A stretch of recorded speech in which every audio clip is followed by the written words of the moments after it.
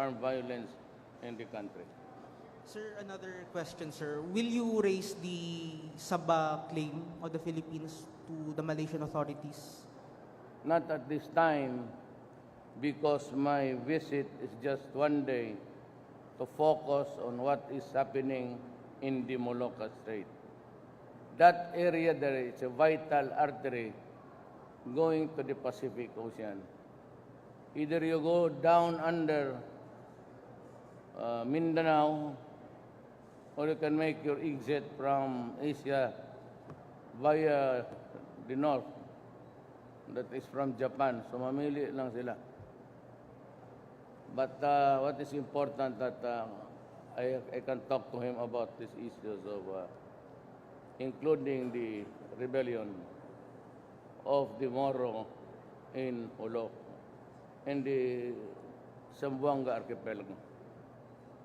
Thank you, sir.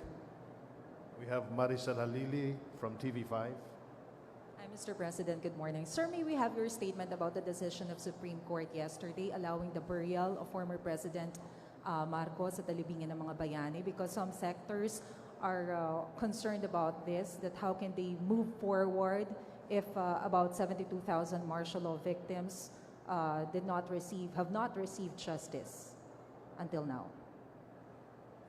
Well, as I have said, as a lawyer, I stick by what the law says. The law says that soldiers and ex-presidents,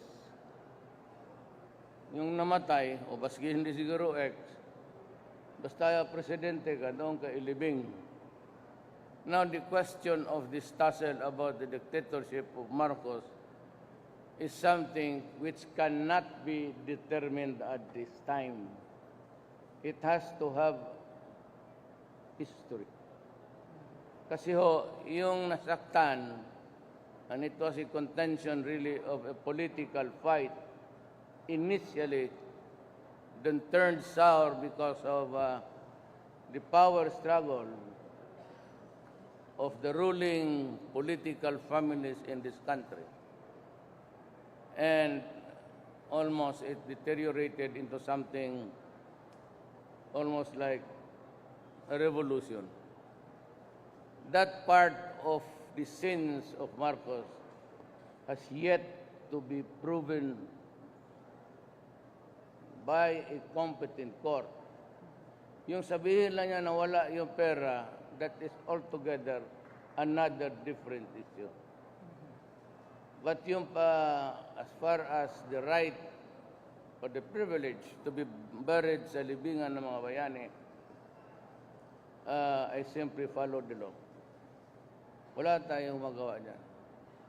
The law itself says that, well, he fits the completion to a T. He was a president, and he was a soldier. I am limited to that issue. And on both counts, I would say yes. Okay. Sir, on other issue, may we have your reaction on the test case filed by Senator Laila De Lima? Yesterday, sabi po ng Supreme Court, they are requiring the Solgen to discuss about your immunity. What's your take on this, sir? I don't know what are my sins. So, I'd rather leave it to the courts. If there are cases filed already, edi hayaan natin. Mine was just to make public what was or is the corruption of the day and how drugs flourish inside our penal institutions, not only sa Muntinlupa but sa mga kolonya. And to this day, they are still making money from the inside. Ang traffic ng droga sa Pilipinas nanggagaling sa prisuhan. Sila yung may contact doon sa labas. At sila lang rin yung pwedeng mag-order. Any other guy would not do. But most of these guys are now in prison. So, kung sabihin mo na nahuli na natin yung mga drug lords, kulang yan. Kasi just like in mafia, in Mexico, the cartel there, Escobar, they continue to direct the traffic of drugs, cocaine, heroin, from their prison cells. Hindi nakaiba dito as revealed by everybody. It's not enough that they are in prison. They have to be immobilized. Thank you, sir. Joseph Morong of GMA. Sir, good morning po. Just going back a little bit on the Marcos issue. Sir, yesterday I think the SP Pimentel is saying that he may talk to you to maybe reconsider that decision. So the Supreme Court said naman there's no legal impediment, but it's up to you to really. No, I do not. I do not have the sole power of the changing fortunes of this country. No president is allowed to have that kind of power at his. It has to be based on a law. Better, tingnan mo lang yung batas para sigurado ka. If you begin to speculate about allowing it, then you have to justify so many reasons why. And there are thousands or more than stories to tell and to weave out of martial law. The better practice is just to let it go by what the law says. So ibig sabihin there's no changing the decision, sir, that yung itutuloy na talaga yung pag. Well, I saw Bongbong yesterday in Tacloban. Sabi ko, it's your choice. Sabi niya na, same question like you. Can we now proceed? Ko, yes, you can. I've said before, I will not take my word back. Sir, just one last question. Sir, on coming from the perspective of the victims, no? Kasi yung libingin ng bayani carries a certain meaning for some people. And then, ang sinasabi nila is that it has a tendency, because of the decision of the Supreme Court, to change a narrative of this country. Can we now consider Mr. Marcos, because he will be buried at the libingan ng mga bayani, can he be considered now a hero? He being a hero? Well, it depends on the beholder. You know, let me just, I'm not promoting any class struggle here. But all the Ilocanos are downhearted by the decision for so long that Marcos be buried at the libingan ng mga bayani. Halos lahat, without buong Ilocano nation, they are sad. Para sa kanila walang kasalanan si Marcos. And he was true to his word of what happened during the new society. Sabi ko, cannot be judged now. Mahirap yan ganon because mayroon pa mga nagsusulat, na tinatamaan, nakulong. Meron namang iba. So some great things that happened, well, of course, the discipline, the cleanliness initially, but towards the end of his term, or rule, for that matter, deteriorate because he lost control of the governmental machinery for being sick. Hindi na niya kaya. So doon nagka-leche-leche ang sitwasyon. Our last question, Mr. President, is from the Philippine Daily Inquirer, Marlon Ramos. Good morning po, Mr. President. Sir, regarding lang po sa the remarks that you made about the Vice President yesterday in Tacloban, which to many come as inappropriate and even tasteless. Are those necessary considering the event? Again, I didn't get you. Yung You're saying about the the remarks, about the Vice President. Yes, sir. Which too many see it or come as inappropriate and even tasteless To, to the Vice President. Even the Vice President has actually issued a statement that what you said about her yesterday were tasteless and inappropriate, considering Saan ba that sa Tacloban event. what about? Yung binanggit niyo po yung tinitignan niyo yung tuhod niya and that she's wearing short Tuhod lang? skirt during your Yeah, I cabinet said she meetings. was wearing a skirt. Her tuhod was walang ano. Sabi ko hindi nagsisimba ito. It is appropriate. As a matter of fact, it is good. So what's the problem there? What find an issue? Success, lure? Ano dyan na naman yung media? Ano ba sabihin ko? Totoo naman.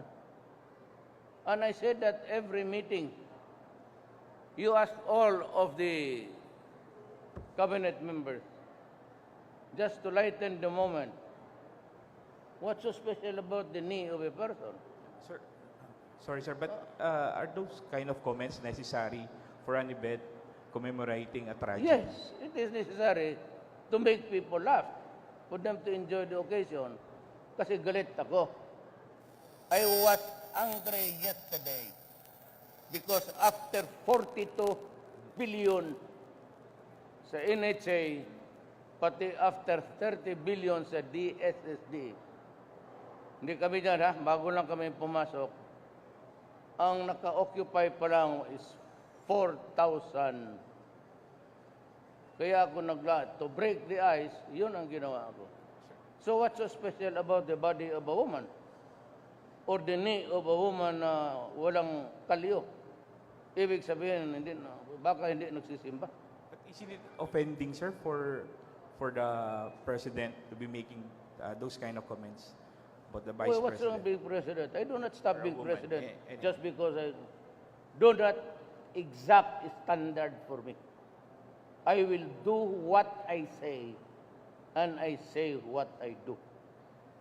Those jokes like that is nothing unless umakyat ka sa tuhod hanggang dito. Then that would be an extreme bad taste. Pero kung sabihin mo na tignan mo, hindi ito tuhod nito. So, what's wrong with the knee of your wife? I mean, you have a wife. But what's wrong with her? If I say yung tuhod ng asawa mo, gasgas ka sa simba, may kalyo na.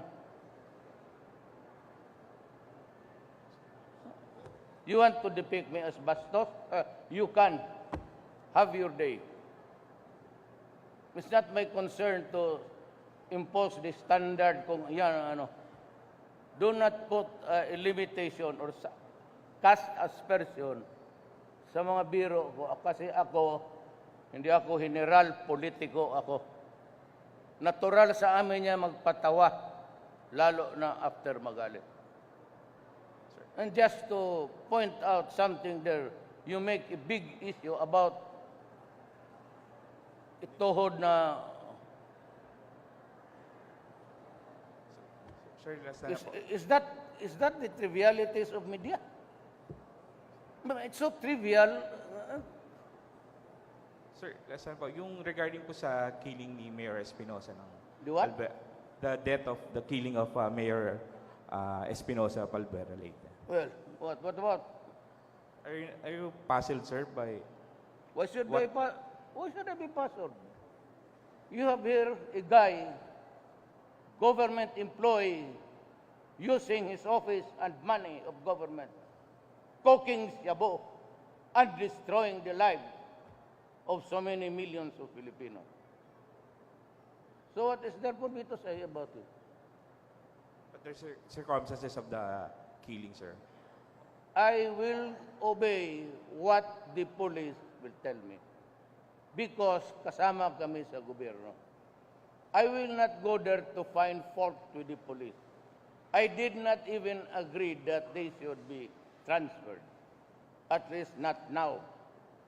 Kasi pagka ganon, wala nang pulis magtrabaho. Thank you, sir. I hope that next time, the last time was about when you comment, kindly go to mga important matters. Do not go into trivialities about tuhod-tuhod. Yan, nakaano ng media, naghanap ng, para bang i-picture ka na bastos. Eh kung sabihin ko kay Secretary, tig naman tuhod niya, no, hindi siguro nagsisimba na yan. No, because she was a widow. Or she is a widow. Kaya sabi ko siguro sa simbahan ko, hindi naman tuhod. Hindi ba makapal? So, gusto mo siguro mag-akyat pa ako dito sa bugan. Thank you. Of the small time.